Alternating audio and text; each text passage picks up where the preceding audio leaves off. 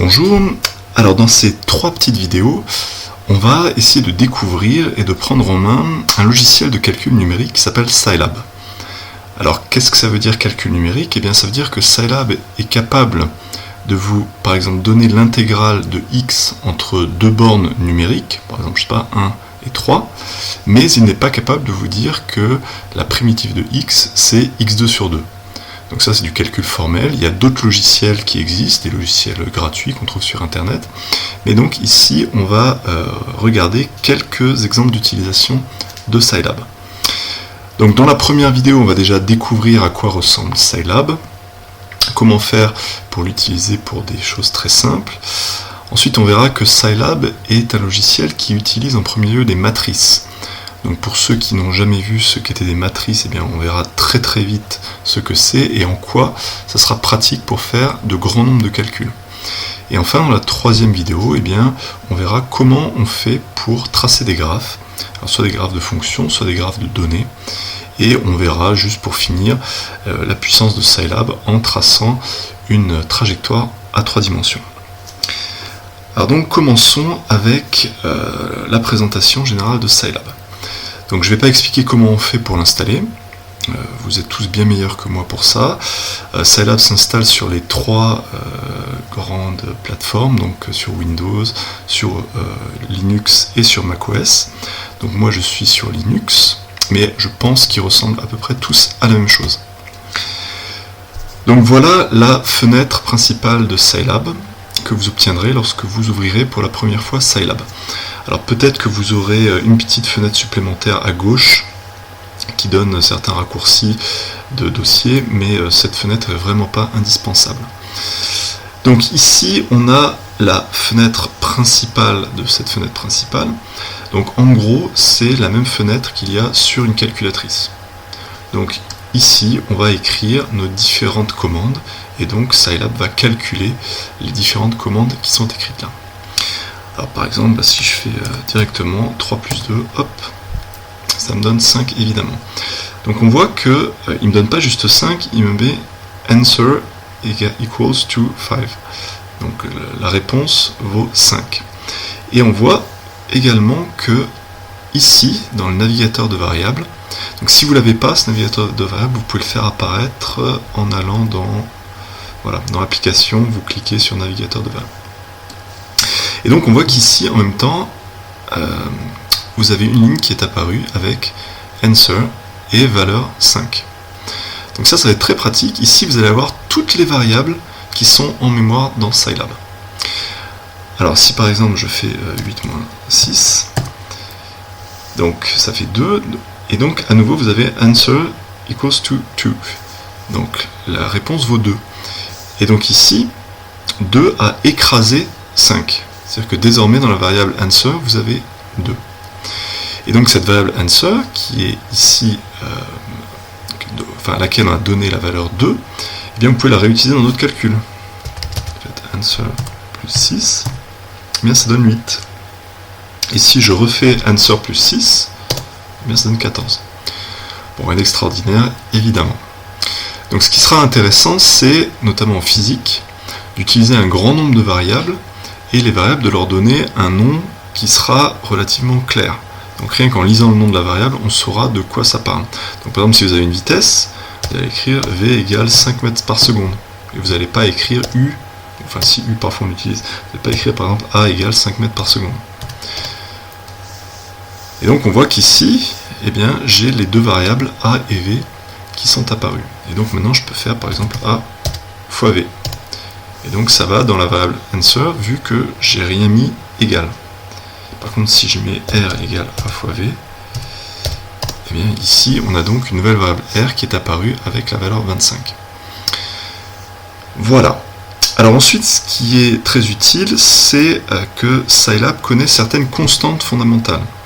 Donc celle qu'on va énormément utiliser, c'est évidemment pi. Alors pour écrire pi, c'est très simple, ça s'écrit avec un pourcentage, un signe pourcent devant. Donc par exemple si je fais 3 fois pi, voilà comment ça s'écrit. Donc pourcent pi, Scilab sait que c'est le 3,14, etc. Voilà. Alors ensuite, comme dans les calculatrices, Scilab a plein de fonctions qui sont préenregistrées, donc notamment par exemple les fonctions trigonométriques. Donc si je fais cosinus de pi, ça devrait faire -1, hop, voilà, c'est bon. Si je fais sinus de pi, alors là c'est intéressant, théoriquement ça devrait faire 0, mais là on voit bien qu'on a affaire à un logiciel de calcul numérique, c'est-à-dire que ça donne un chiffre qui est très proche de 0, mais ce n'est pas exactement 0. Donc le 0, pour un logiciel de calcul numérique, c'est quelque chose qui est compliqué. Mais voilà, sachant cela, on sait que quand on a un truc qui est 10 puissance moins 16, en fait c'est 0. Alors on peut essayer autre chose, on peut faire par exemple arc cosinus de 1. Alors, on a raté, ça s'écrit pas arcosinus, ça doit s'écrire acos. Voilà. Donc ça vaut 0. Je peux m'amuser à lui demander quelque chose qui n'est pas possible. Arcosinus de 2. Si, ça c'est possible, arcosinus de 2. Peut-être. Et asinus.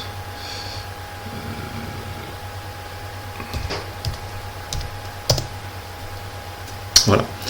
Ah oui, pardon, non, c'était bien pas possible, arcosinus de 2, pardon, j'avais pas vu qu'il y avait le petit i. Donc même chose, arcsinus de 5, ce n'est pas possible dans les réels, hein, il n'y a pas de solution réelle. Par contre, ici, on a un nombre complexe.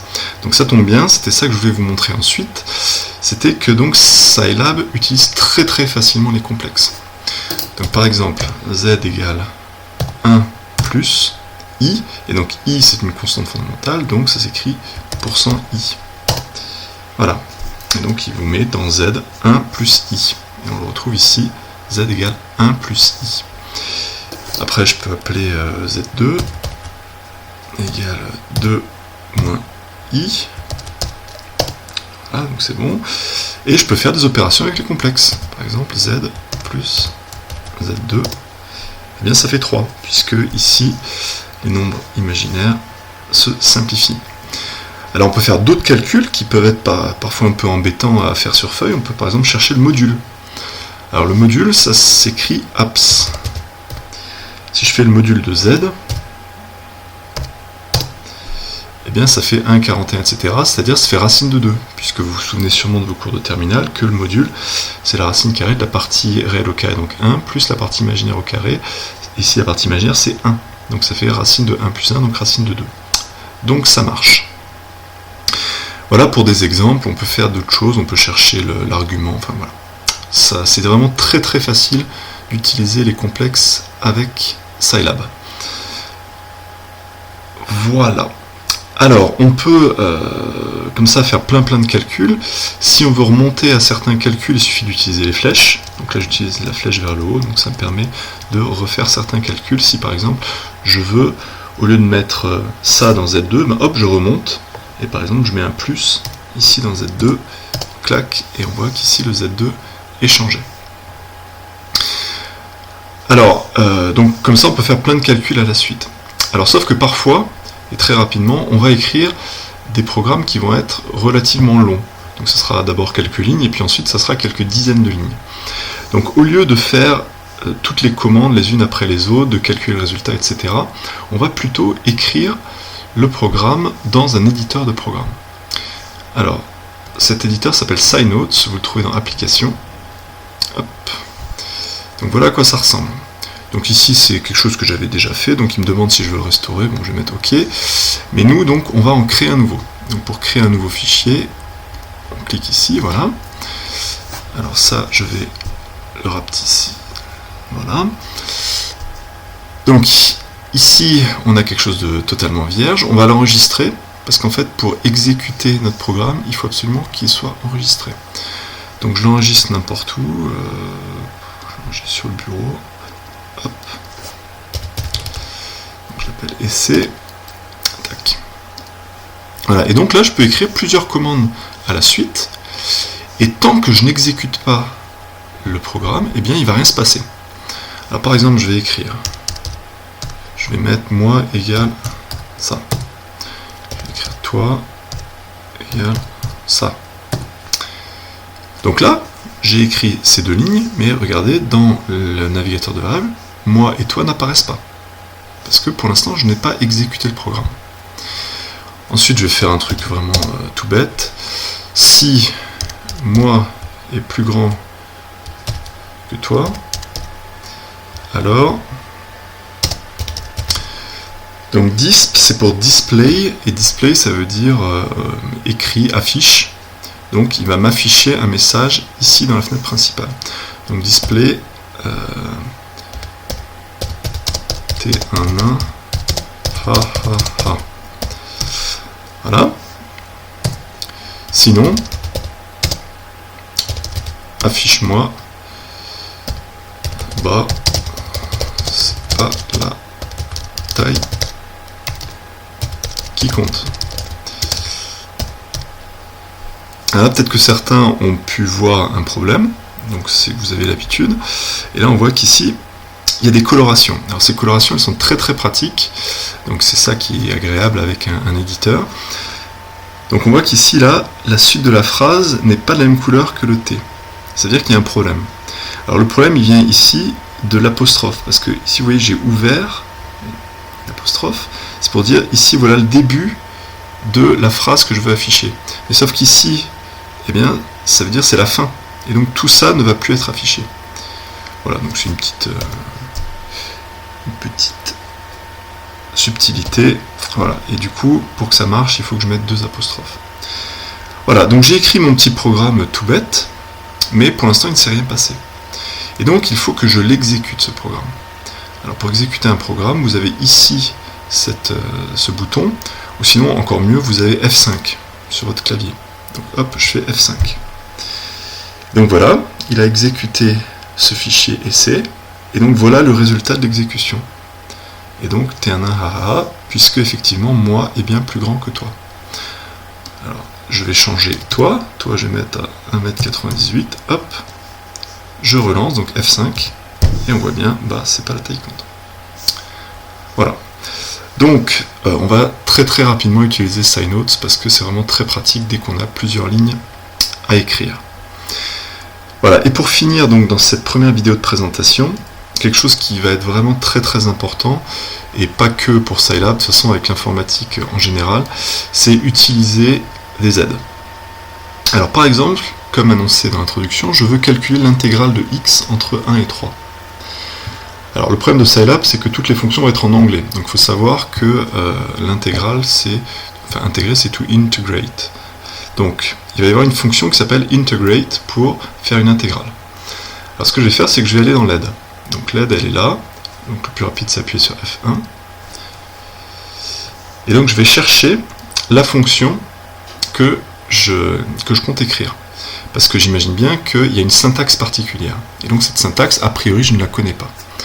Donc je vais regarder dans l'aide, ou sinon vous regardez sur un moteur de recherche sur internet. Ça marche très bien parce que en général, les questions que vous posez au début, vous avez des milliers de gens qui se les ont posées également. Donc ici je vais utiliser l'aide de Scilab, donc integrate, voilà, donc il le trouve. Donc voilà à quoi ça ressemble.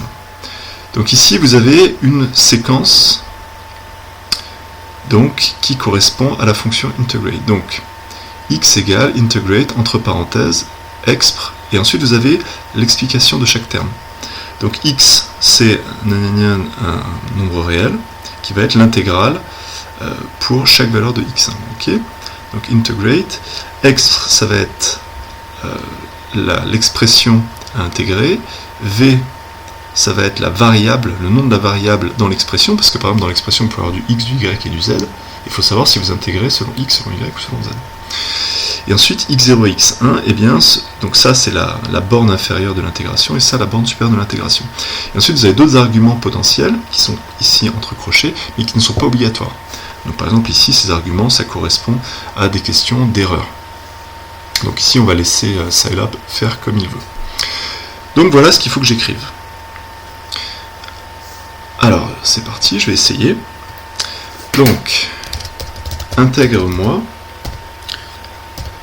la fonction x, donc ici la variable c'est x également, entre 1 et 3. Alors si vous faites le petit calcul à la main, donc la primitive c'est x2 sur 2, donc ça va être x2 sur 2 pris entre 1 et 3, donc ça va faire 3 au carré divisé par 2, donc 9 demi, moins 1 demi, donc ça va faire 8 demi, c'est-à-dire 4. Alors vérifions. Oui, c'est bien ça. Donc voilà, dès qu'il y a quelque chose que vous allez utiliser, que vous voulez utiliser, que vous ne connaissez pas encore, soit fichier d'aide Scilab, soit sur Internet. Voilà donc pour cette première vidéo, avec ici donc les éléments importants qui sont rappelés ici, et un petit exemple d'application pour voir si vous maîtrisez bien cette fenêtre principale de Scilab. Voilà, et donc dans la prochaine vidéo, on va voir les matrices et leur utilisation.